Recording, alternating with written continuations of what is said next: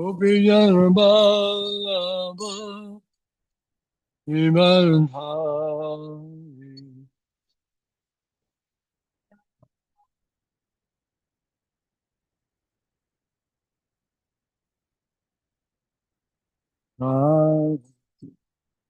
Madhava Kunjabihari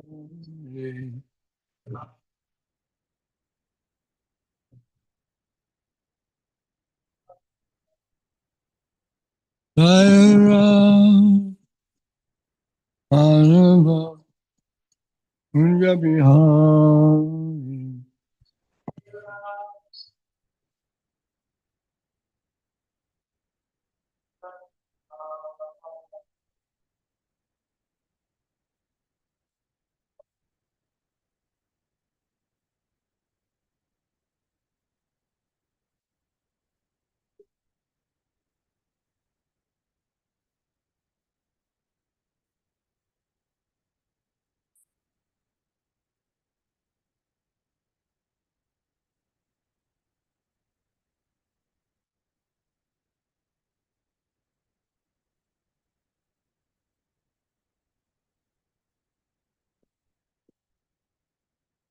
Purnanda Rajajanaranjana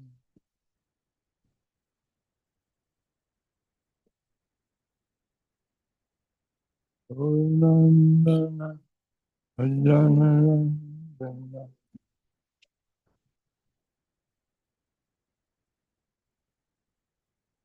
Munitira Vanachari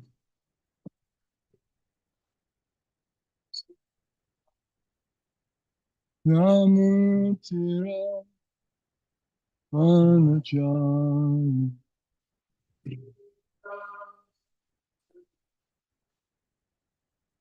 Radha Madhava Kunjabihari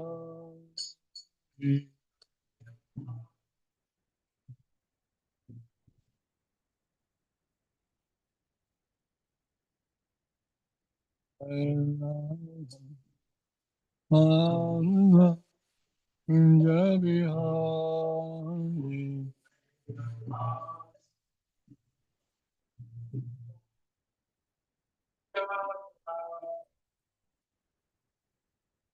Om Namo Bhagavate Vasudevaya Om Namo Bhagavate Vasudevaya Om Namo Bhagavate Vasudevaya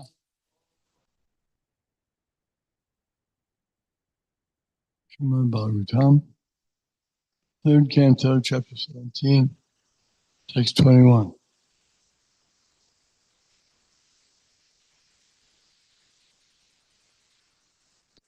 Tam Viksha Dusaha Javam Anat Kanchana Nupuram Ajayantya Shuja Trishtam Angsa Nista Mahagadam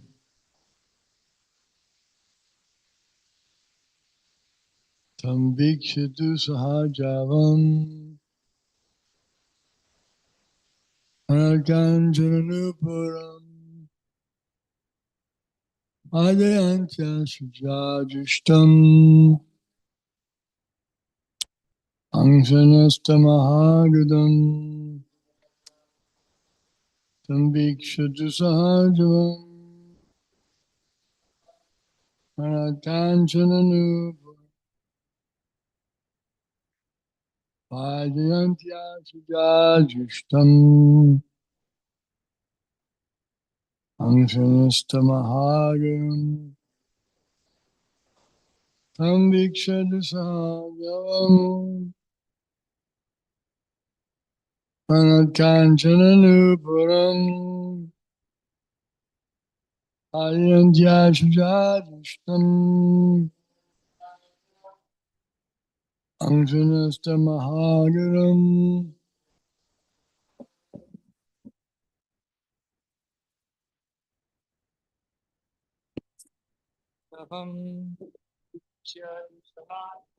Ranat Kanchananuparam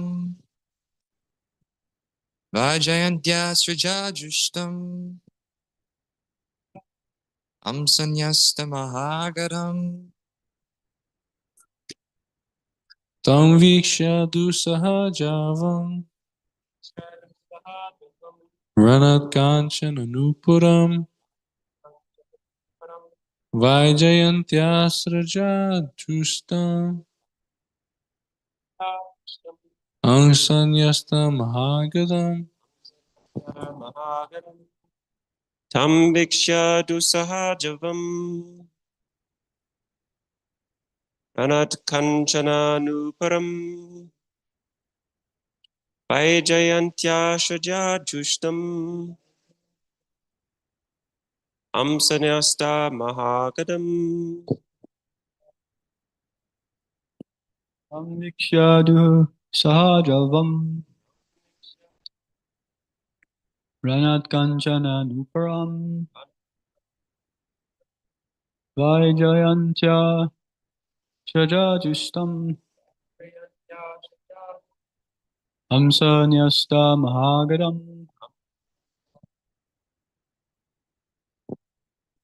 Tam Bhikshat Sahajavam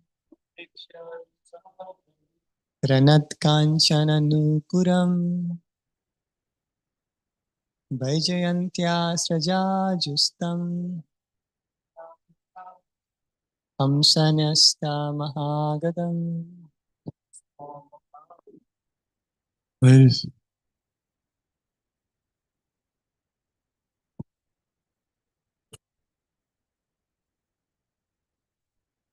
Tam Vikta Dusahajavam Ranat Kanchana Nupuram Vaijayantya Srijajustam Amshanasta Mahagadam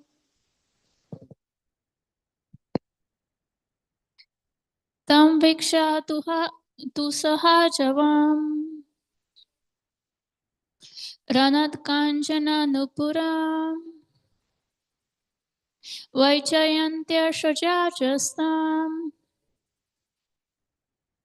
Amsanyasta Mahakatam.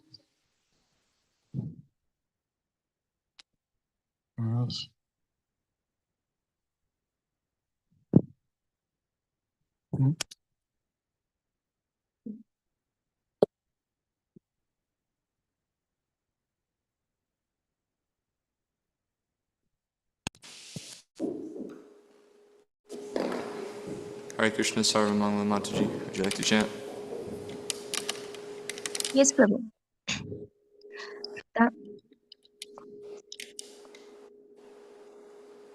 Tam vikshadhu sahajavam Tam Vikshatu Sahajavam Pranat Kanchana Nupuram Ranat Kanchananuparam Vaijantya Srijajustam Vajayantya Srijajustam Amshanyasta Mahagadam Amsanyasta Mahagadam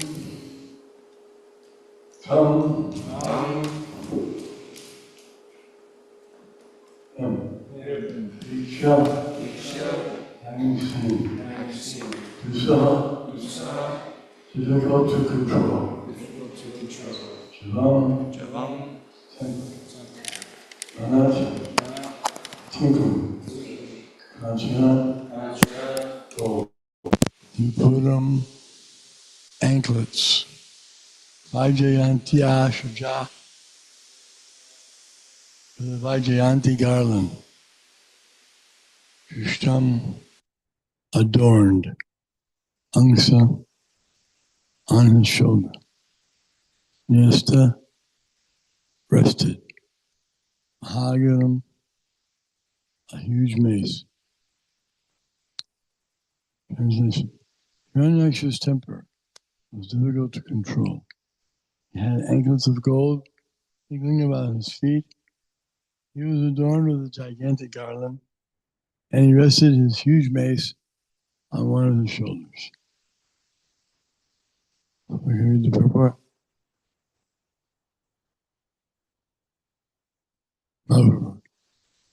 Next verse. Manovirya varok siktam ashunyam akutobayam bita nilire devas taksha trusta vivahaya. His mental and bodily strength, as well as the boon conferred upon him, had made him proud. He feared death at the hands of no one, and there was no checking him. The gods, therefore, were seized with fear at his very sight, and they hid themselves, even as snakes hide themselves for fear of Garuda. Purport. The Asuras are generally strongly built, as described here, and therefore their mental condition is very sound, and their prowess is also extraordinary. Hiranyaksha and Hiranyakashipu, having received the boon that they would not be killed by any other living entity within this universe, were almost immortal, and thus they were completely fearless. And a key word here is almost. Almost immortal. Didn't quite make it because Brahma gave him benediction. There's only 3 people that were more powerful than Hiranyakashipu and Vishnu. Brahma, Shiva, and Vishnu. So Brahma, they weren't so inclined to attack Brahma because he gave him benediction. So he was their benefactor, and they also they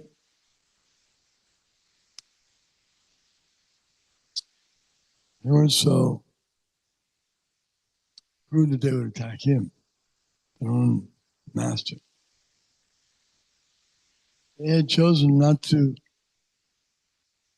try to pacify Vishnu, because Vishnu killed, Vishnu, he's the enemy of the demons, the Suras. And they know that. They also know that Brahma comes from Vishnu. Vishnu is the original Adi Purusha. And Adi Deva, he's the original person and the original demigod. He says that they all come from him. Everything comes from him. All living entities, all incarnations, all species, and all elements, all emotions, all thoughts, everything emanates from him. Because he has all these characteristics. And the living entities, or the material world, has these characteristics based on Krishna. So we can't say that God cannot be a person, or the original person, or the origin can't be a person. Why not? We always see that life comes from life. We've never seen a live animal or human or anything appear from nothing, or appear from something not alive. Sometimes we used to say and scorpions come from rice. That contradicts your theory that life comes from life. That's just explain that sometimes the mother scorpion, she goes and lays her eggs in the rice. And then she leaves the rice. And after some time, the eggs, they incubated in the warm rice. And those little baby scorpions, they come out. And they didn't see the mother. Those who were looking on, trying to figure out what's happening. They just saw the scorpions come out of the rice. They conclude that it must not have a father or mother. She comes from rice. That's not correct. They just don't understand that the mother was there and she left the rice. She left the eggs. And it's like the father. Father impregnates the female and he leaves the situation.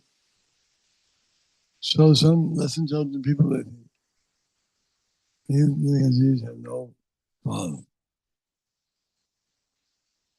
They have father. But the fathers, he can be elsewhere. He can even be in a different body. He could have died by now. Before the birth, posthumous child. So, people that don't know this, they're at a disadvantage. They don't really understand how things are going on. And without that understanding, they're at a great disadvantage because they make so many mistakes based on those faulty premises, or faulty theories. It's like someone had a theory that the humans have souls, which is correct. And the correct theory. And the animals don't have souls. So therefore, humans can eat the animals. That theory is not correct. But millions of people for thousands of years have been following that idea as a theory because it's been presented as a religious truth. But it's faulty. So how dangerous is it? Speculate. And how dangerous it is not be in the line of disciplic succession.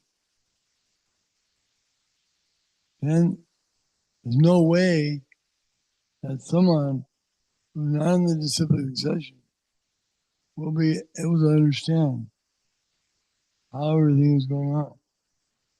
Beyond our intelligence to speculate. Tarko pratishta shrutayoga bina. Sarasya matimna bina. Dharmasya tattvam nihitam guhayam. Hajano yenagata sapanta. There are different scriptures, and there are different philosophers, and there are different speculators. And they come and go and they give their theories. But they're always incomplete.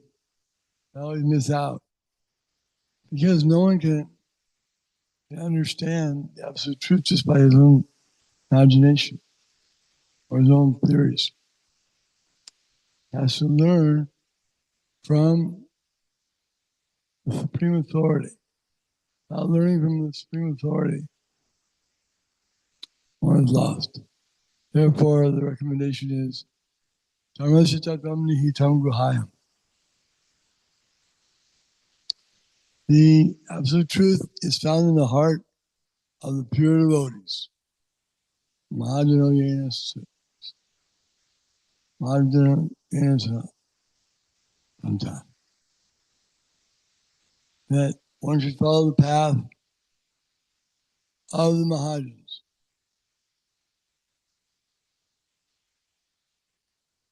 Because the Mahajans are great souls. They know. Because they have heard from the Supreme Authority, either directly or from civil succession. Sometimes people say that no one knows the answer to that. But Krishna says, I know everything. Past, present, future. And Bhagavad. Nothing he doesn't know. He knows everything. So they should say, we don't know. We humans, we're not able to know. But the devotees, they know by his grace.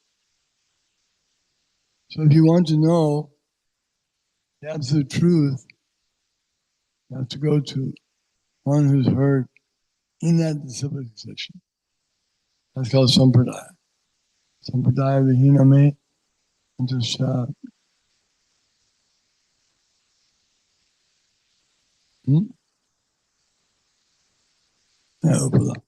Right. That if you don't receive your mantra in the disciplic succession, then it will have no potency. You can chant. You have to get it in the disciplic succession. So, why? If I heard it in the cinema, no, it won't have the effect because one has to be able to explain it also. Hearing the mantra in disciplic succession means that one will get a spiritual master, one who knows the science. Tadvidhi paripatena pariprashanena seva. Upadekshanti te jnanam jnanena sattvadarshana. One must approach a spiritual master in the disciplic succession and inquire from him submissively and render service. The self-realized soul will impart knowledge into you as he's seen the truth. Seeing the truth, darshan means he understands the truth. He not just sees with his eyes. He may see with his eyes or through his intelligence, by hearing through his ears, by devotional service. He becomes endowed. Tesham satyuktanam vajatam pritipurvakam dami puri yogam tam enamama puyantite. Krishna reveals everything, or as much as required, to the devotee, so he can go on serving the Lord forever.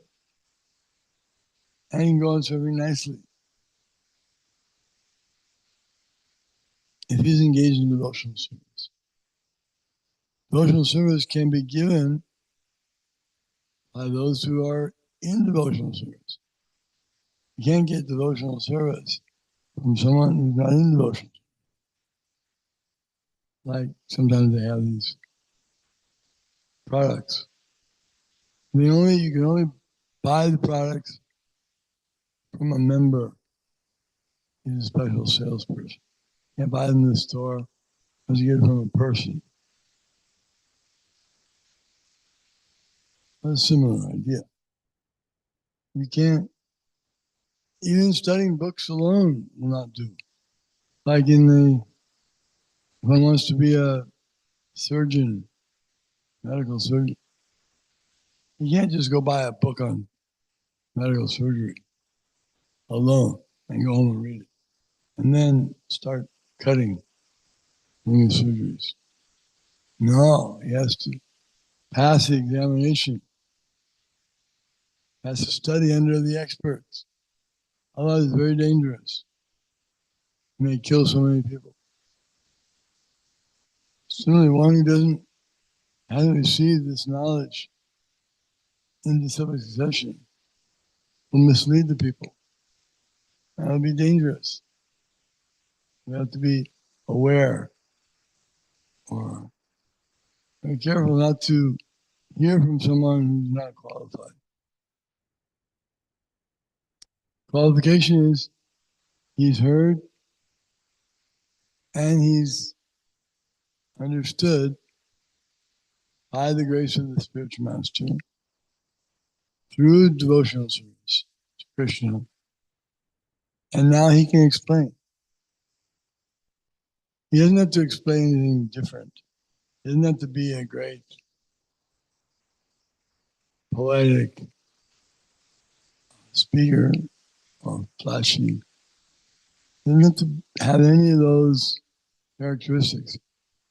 He simply has to repeat what he's heard as he's realized it. And the spiritual master will check him as he goes along whether he's understanding correctly. It's like in music. Someone may be teaching students how to play their instrument. They may think they're doing very nicely. The teacher says everything's wrong. You can't make up your own. Not the right way to do it. Do like this. So the teacher will guide one, make sure he doesn't go off the track. Make sure he's understanding properly. Then he can teach. If he's heard properly and he's practicing, then he can teach. And in fact, then he must preach. That's the instruction. The one who's heard, he has a responsibility to go out. HareKrishnaKC. Lord Chaitanya ordered all of his followers to become gurus and teach Krishna consciousness. So that doesn't mean that one has to travel all over the world. That's sannyasis do that. But even if one lives at home, he doesn't travel very much, he can preach in his area. Wherever he lives, wherever he meets people, he can give transcendental knowledge. Prabhupada used to use the example of little Saraswati. She was just a few years old. She was traveling with Prabhupada, and her father and mother were traveling. So she would ask people, "You know who Krishna is?" They say, "No." She said, "The Supreme Personality of God." That's perfect preaching. If one just preaches that to everyone he meets, that's very good service. And if you can do more, say more things, it's even better. So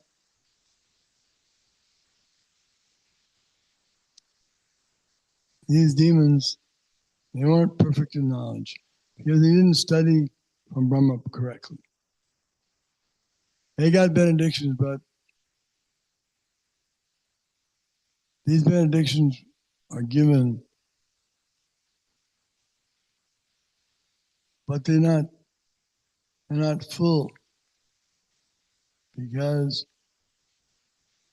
these students are not seriously trying to understand. They just want something. And sometimes demigods, even Brahma and Shiva, they give out demigods. They give benedictions that are not pleasing to Vishnu. Sometimes Krishna or Vishnu chastises Shiva or Brahma How are you giving out such benediction? And so the answer is, well, why do they give them out? This is discussed in Bhagavad Gita. There was a battle, and Lord Shiva, some of his followers were in the battle. And they were fighting against the Yadu dynasty, led by Ugrasena and the sons of Krishna, Pradyumna, and his son Aniruddha. Many generations of Krishna's family, whole Yadu dynasty was fighting. And the opposite side were asuras. But some of those asuras had received, they were followers of Lord Shiva, they worshipped him. So he's Ashutosh. He's easily pleased. They would offer him something and give him benediction. And some of them had served him very sincerely, as sincerely as they could, for their personal protection or whatever. And during that fight, they were losing the battle, so Lord Shiva came in and fought on their side. And Lord Shiva killed one of Lord Krishna's sons. Something unimaginable. But Krishna, when he heard that, he went and came on the battlefield. And he began fighting. And defeated Lord Shiva. And Lord Shiva, he didn't fight yet. He spoke to Lord Shiva. Lord Shiva he spoke to him. So Lord Shiva said, or Lord Vishnu said, Krishna said, why'd you do this? Why'd you kill my son? And he said, I just became puffed up. I forgot who I was. I forgot that you're the Supreme. I'm not the Supreme. I'm subordinate. Please forgive me. Sounded just like an ordinary person might say, I'm sorry, I was bewildered by Maya. That's what he said. That's why he did. He asked for forgiveness. So Lord Krishna forgave him and told him not to do that. Fighting against Krishna's sons for the sake of the demons is not very good. So some people go to Lord Shiva and Lord Brahma. Even demons go for benedictions. Because there's no one who can defeat a benediction by Shiva or Brahma except Vishnu. So they know that, and they may have special hopes, the worshippers. So someone say, why did Shiva and Brahma give? Because they feel somewhat beholden to the worshipper. Like if you bribe someone, you may get, if he's a big man, and you bribe him, and you've done service for him, he may give you some special things that no one else gets. You're not supposed to do that. You're not supposed to give such favors. Sometimes you do it. But Krishna never does it. He never gives a benediction like that. Sometimes he gives a benediction, and it seems like those given by Brahma and Shiva. But it's not the same. He explains that I will never give a benediction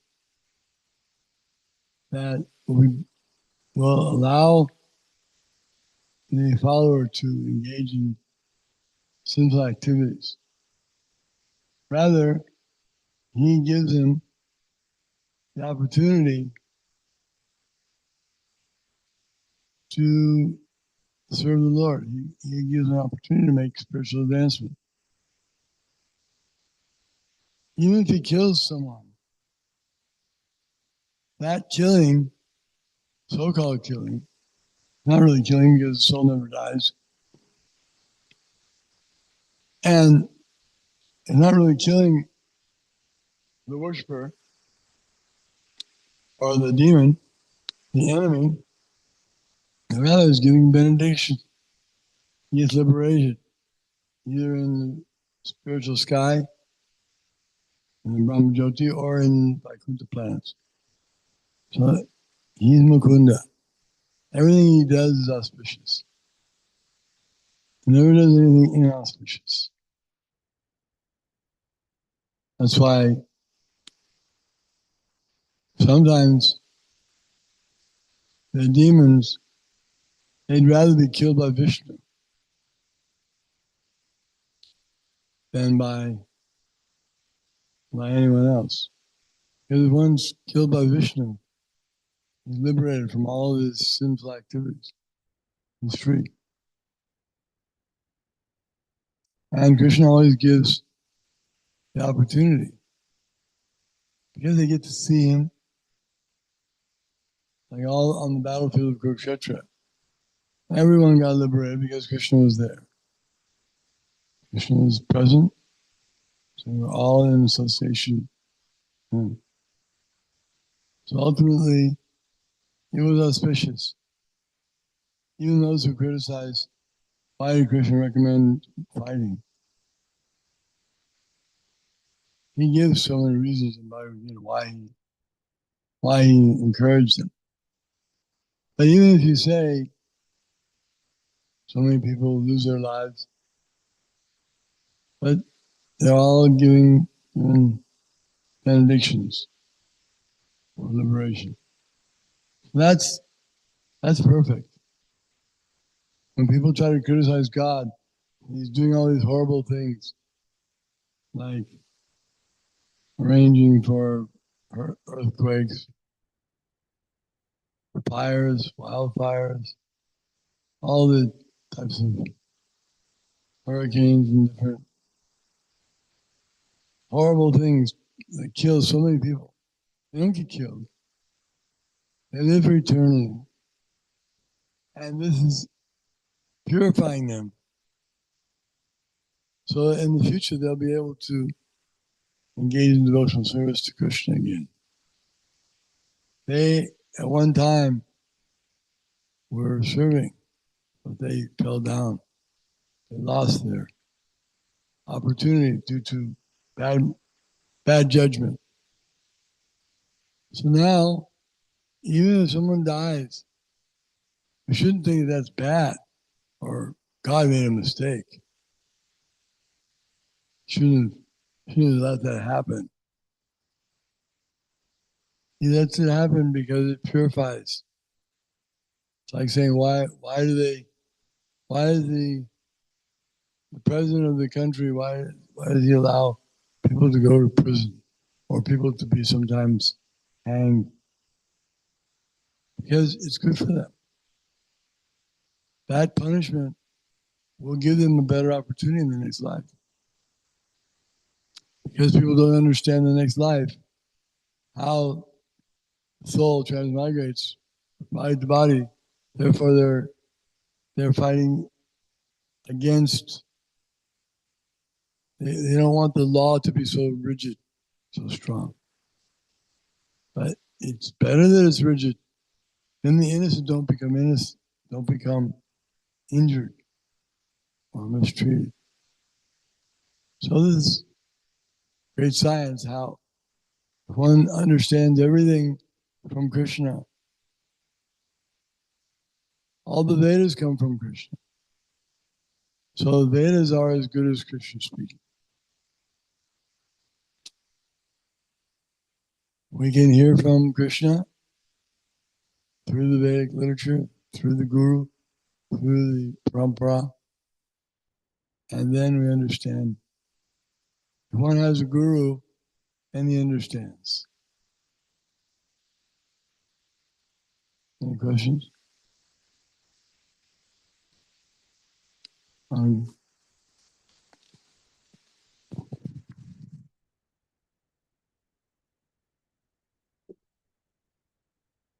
Hare Krishna Maharaj. I was curious about how you said that if one tries to chant without taking initiation from a bona fide guru, that their chanting is not effective. What? Their chanting is not effective. And so I was curious to know, what if someone hears about chanting the Maha Mantra from a bona fide guru but doesn't take Diksha? And also, it seems that there is some purification to bring one to the platform to have the desire to take initiation by chanting and associating with devotees. So can you explain that? Yes, this training that's received for initiation is also part of the process. And he's practicing. And initiation doesn't mean the end of all knowledge, it means the beginning of more serious study.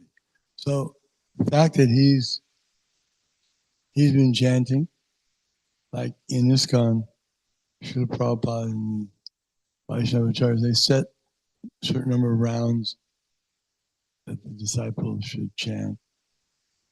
And there's 10 offenses that should be avoided in chanting. And they're explained. So he has some idea. At the time of initiation, the spiritual master gives another summary explanation of the 10 offenses that should be avoided. And so, yes, there is preliminary for initiation. It should be followed. Not just, he can't make up his own process of purification. Like there were I know some people who were in California, and they had a restaurant on the beach, and they were chanting Hare Krishna with friends and smoking marijuana and doing some other things. So how were they advancing? A little. What would be the result? The result was it takes a long time. It's like trying to light a piece of wood while it's real wet. It takes a long time. But chanting is good. Even if one doesn't get it from a spiritual master, it's good that he chants. But the hope is, or the expectation is, that at some point he'll ask a bona fide teacher about how like for example, if a devotee were happened to come to that area and you hear the people chanting. So they're chanting, nice. And then he noticed that they're also smoking and while I'm doing other things. So he would tell them, it's great that you're chanting. Why don't you try doing it with other things that are not helpful? They're getting in the way. That's why your advancement is taking so long. And if they're a little sincere, if they're fortunate, they'll follow it. That's the benefit. Chanting Hare Krishna is always nice. Even if one doesn't chant in the correct way. Lord Chaitanya used to encourage, sometimes there are people that would make jokes. It doesn't matter. They get purified. So thank you very much, Srimad Bhagavatam Ki Jai.